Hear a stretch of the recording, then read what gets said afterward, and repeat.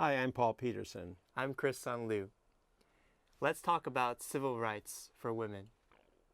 Professor Peterson, what was the Supreme Court's stance towards women's rights, especially with regard to making distinctions based on gender, until as late as the 1960s? Well, Chris, if you look at the Supreme Court decisions before the 1960s, they seem to allow for a good deal of discrimination. In the state of Michigan, they had a law that said that women couldn't serve as bartenders in cities with a population of 50,000 or above. Well, they couldn't serve unless their husband was a bartender too. So in Gossert v. Cleary, the Supreme Court hears the argument that this is a violation of the Equal Protection Clause, but the court decides that bartending has a detrimental effect on a woman's morality and therefore is a perfectly justifiable piece of legislation. So that's in 1948. More interesting is the 1961 decision of the Supreme Court, Hoyt v. Florida. Now, in 1961, you're seeing the civil rights movement as pretty powerful, and you have Earl Warren on the Supreme Court, and he is handing down a pretty liberal set of court decisions. So it looks pretty favorable to women that, in fact, gender discrimination is going to be ruled unconstitutional. But that's not the case. Mrs. Hoyt, who was convicted of killing her husband, had sued because she said that the all-male jury that had convicted her had discriminated against her.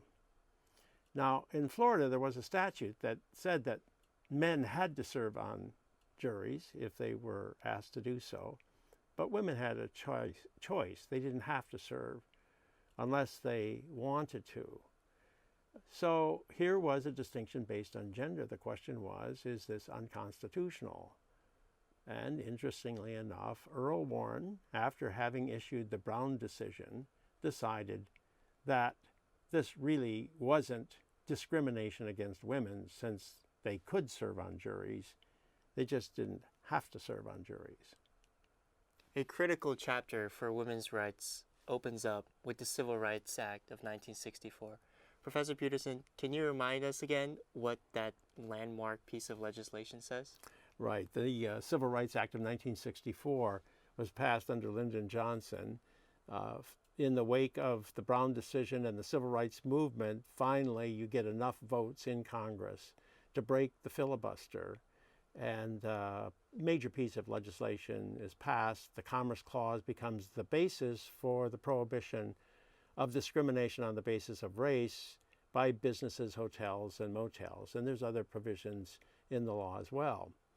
So the question was whether or not the Civil Rights Act should also ban discrimination on the basis of sex or gender.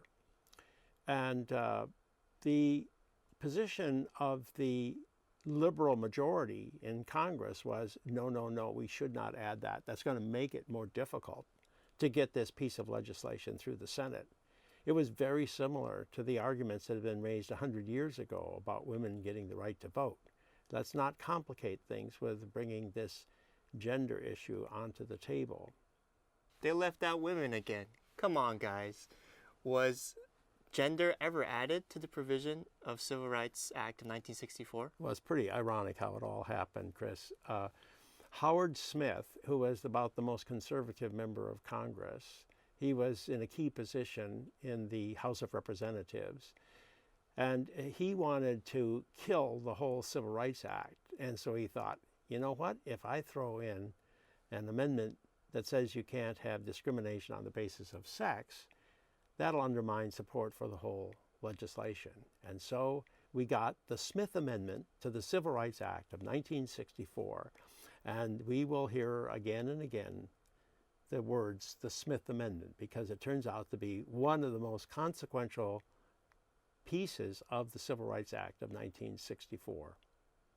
And the Smith Amendment says there shall be no discrimination on the basis of sex. Now the question becomes, is the government going to enforce the provisions of the Smith Amendment? What happens? Well, there's an agency that's got the job of enforcing the Civil Rights Act, and it is the Fair Employment Practices Commission. And it's supposed to be dealing with issues of racial discrimination, or at least that's what the key figures in the Fair Employment Practices Commission thought. And so they said, let's not pay any attention to this Smith Amendment. It's just a distraction. We got to concentrate all of our energy on eliminating racial discrimination. Well, there were some women within FEPC, as it was called. There were some women on the staff of FEPC who were very angry at this decision, and so they fought against it. What were these activists' strategy to being excluded once again? Well, they formed an organization called the National Organization for Women, NOW. And NOW begins to campaign for women's rights, and they begin to push the Equal Rights Amendment to the Constitution. The Equal Rights Amendment had been around for a long period of time, but nobody had done much about it. They hadn't really organized a campaign to make sure that it got passed. But NOW brought new energy to the campaign for the Equal Rights Amendment. What did the ERA advocate for, and what did it propose? Well, a lot of women thought that the only way they would ever get equal rights was to get another amendment to the Constitution. And they were extremely successful in getting support in Congress. To both houses of Congress gave it overwhelming support very quickly as soon as NOW got organized. By the early 70s, it sails through Congress and gets ratified by nearly all the states. Remember, you've got to have 3/4 of the states to ratify a constitutional amendment. And they were within 3 states of the necessary number when, unfortunately for the Equal Rights Amendment, the abortion controversy came along. Roe v. Wade was decided, and new women's groups got organized, and they didn't like the ERA. They thought it would be used to impose further restrictions on the ability of the government to limit abortions. And so there was a dual campaign by women's groups, one group in support, one group in opposition, and the Equal Rights Amendment never does pass. It came so close, but it did not pass. So was the whole ERA campaign a great failure then? I think it was a great success. Oh. I think it was the other way around. I think that if they had passed it, probably a lot of the steam would have gone out of the equal rights movement for women, and instead the campaign continues. And at the very high watermark of the ERA movement, the Supreme Court hands down a decision, Craig v. Boren, which basically reverses the position that it had taken prior to that time. So in this case of discrimination against a woman, the court rules that individual gender-based discrimination is a denial of the Equal Protection Clause of the 14th Amendment. Now that's just about exactly what the Equal Rights Amendment says itself. So what women got, was a Supreme Court decision that was essentially the same thing as getting the amendment itself. And they got that, and that without having to have passed a constitutional amendment, which might have taken the steam out of the women's movement. Craig v. Boren was a milestone decision. But today, are there still certain circumstances under which we do classify by gender? Well, Chris, the area where it isn't clearly settled yet is the military. Congress had passed a law saying that women could not serve in the Army and Navy, and the Supreme Court had declared that constitutional. But in 2013, that policy has been modified, and so within a few years, women are going to be fully integrated even into combat positions within the armed forces. Whether or not that's really going to happen and how that's going to evolve, those are areas that are still going to be explored. But the military was the last organization to adapt to the new world. Finally, we want to talk about a very important right, the right not to be sexually harassed. when does this issue first come up to the Supreme Court? Chris, this comes up in the case Meritor Savings Bank versus Vinson. Vinson, working at the bank, had been discriminated against, it was said, because the men at the bank were making lewd remarks at her. So the case comes to the Supreme Court, and the court decides that no, indeed, her rights have not been violated because even though all these allegations were true, she hadn't suffered any psychological damage.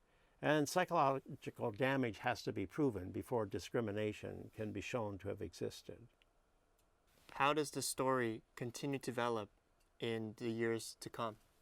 Well, this is 1986 when Vinson is decided, and it's just a few years later that Clarence Thomas is nominated by George H.W. Bush to the Supreme Court. And his hearings become a remarkable case of borking. Borking is when campaigns are organized against a nominee.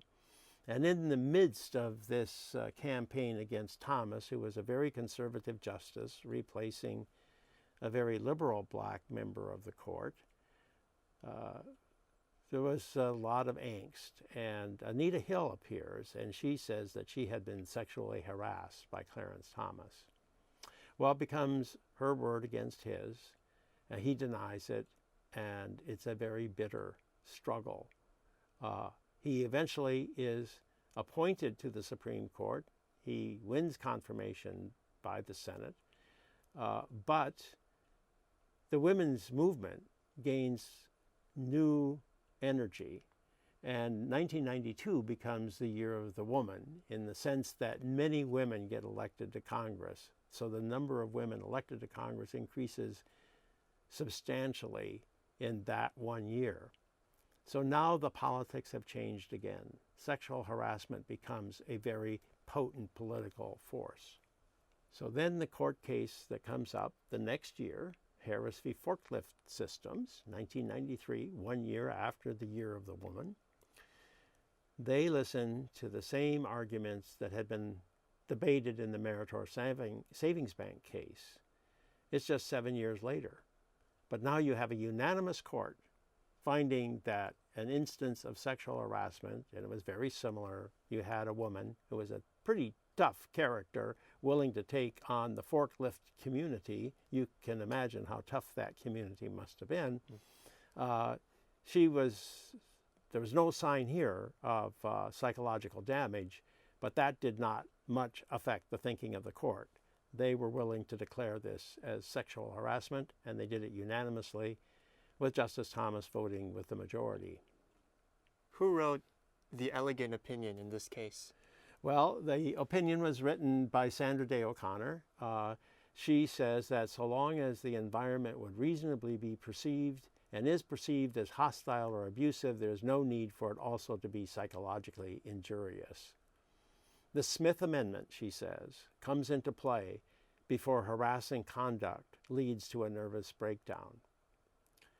So it's pretty clear that the court is now moving on in a new direction.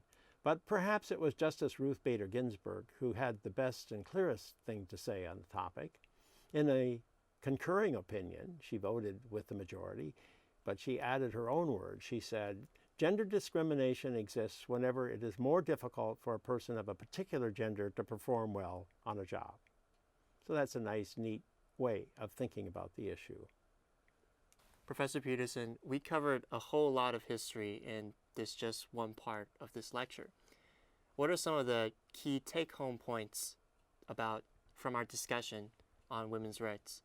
I think we just leave it with Justice Ruth Bader Ginsburg because she wrote, before she came onto the Supreme Court, she wrote in an article about how the court decides things. And she said, "With prestige to persuade, but not physical power to enforce, and with a will for self-preservation, the court generally follows. It does not lead. Change is taking place elsewhere in society." That's part 2 of Civil Rights 2. In part 3, we'll take a look at gay rights.